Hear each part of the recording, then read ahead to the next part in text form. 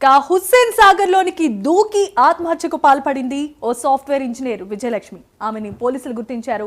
2 రోజుల్లో వస్తారని వెళ్లిపోయి తిరిగి రాకపోవడంతో కుటుంబ సభ్యులు కూకట్పల్లి పోలీసులకు ఫిర్యాదు చేశారు. దీంతో పోలీసులు మిస్సింగ్ కేసుగా నమోదు చేశారు. అయితే హుస్సేన్ సాగర్ లోనికి గుర్తు తెలియని మృతదేహం ఒకటి లభ్యం కాగా సమాచారం మేరకు మృతురాలు విజయలక్ష్మిగా గుర్తించారు. దీంతో పోలీసులు ఈ కేసును కూకట్పల్లి పోలీసులకు బదిలీ చేయడం జరిగింది. ఇదే అంశానికి సంబంధించి మరిన్ని అప్డేట్స్ మా కరెస్పాండెంట్ కుమార్ అందిస్తారు. కుమార్, చెప్పండి, 2 రోజుల్లో వస్తారని చెప్పి వెళ్లిపోయింది ఒక సాఫ్ట్వేర్ మహిళ.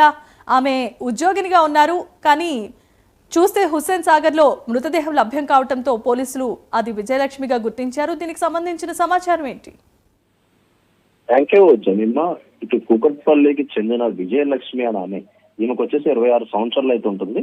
అయితే ఈమె హుస్సేన్ సాగర్ లో దూకి ఆత్మహత్య అయితే చేసుకుంది. అయితే కొన్ని రోజుల క్రితం హుస్సేన్ సాగర్ లో ఒక డెడ్ బాడీ, అంటే ముఖ్యంగా గుర్తు తెలియని స్థితిలో ఒక డెడ్ బాడీ కూడా ఇటు పోలీసులు గుర్తించారు. అయితే దానిని గతంలోనే ఆ బాడీని తీసుకెళ్లి ఏదైతే మార్చిలో అయితే పెట్టడం జరిగింది. ఆ తర్వాత ఇటు కేసు నమోదు చేసుకుని పోలీసులు దర్యాప్తు చేస్తున్న నేపథ్యంలోనే ఇటు కూకట్పల్లికి చెందిన విజయలక్ష్మిగా అయితే గుర్తించారు. అయితే ఈమె ఒక సాఫ్ట్వేర్ ఉద్యోగిని అయితే తెలుస్తుంది. అయితే 2 రోజుల్లో వస్తానని చెప్పి ఇంటి నుంచి తిరిగి వెళ్ళడంతో కూడా ఇటు కుటుంబ సభ్యులు అయితే చెప్తున్నారు. అయితే 2 రోజుల్లో తిరిగి రాకపోవడంతో కూడా ఇటు వాళ్ళు పోలీసులు కూడా ఫిర్యాదు చేశారు. అయితే కూకట్పల్లి పోలీసులకి ఈ విషయం అయితే ఫిర్యాదు చేయడం జరిగింది. అయితే కూకట్పల్లి పోలీసులు కూడా మిస్సింగ్ కేసు కింద ఈ నమోదు చేశారు. అయితే ఆ తర్వాత ఆమె ఎటు వెళ్ళిందనే దానిపై ఇటు కూకట్పల్లి పోలీసులు విచారణ అయితే చేస్తున్నారు. అయితే ఈ లోపే హుస్సేన్ సాగర్ లోని ఈ గుర్తు తెలియని మృతదేహం కూడా లభ్యమైంది.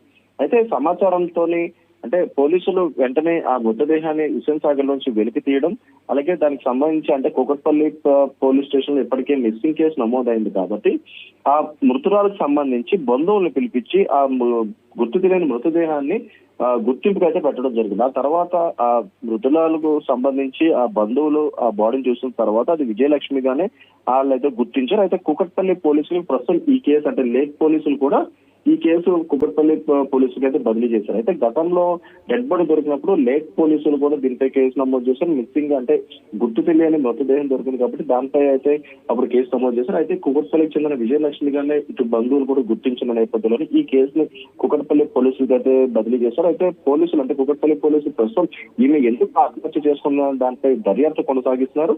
అయితే ఇంటి నుండి వెళ్లే సమయంలోనే 2 రోజుల్లో వస్తానని తమ కుటుంబ సభ్యులకైతే చెప్పడం జరిగింది.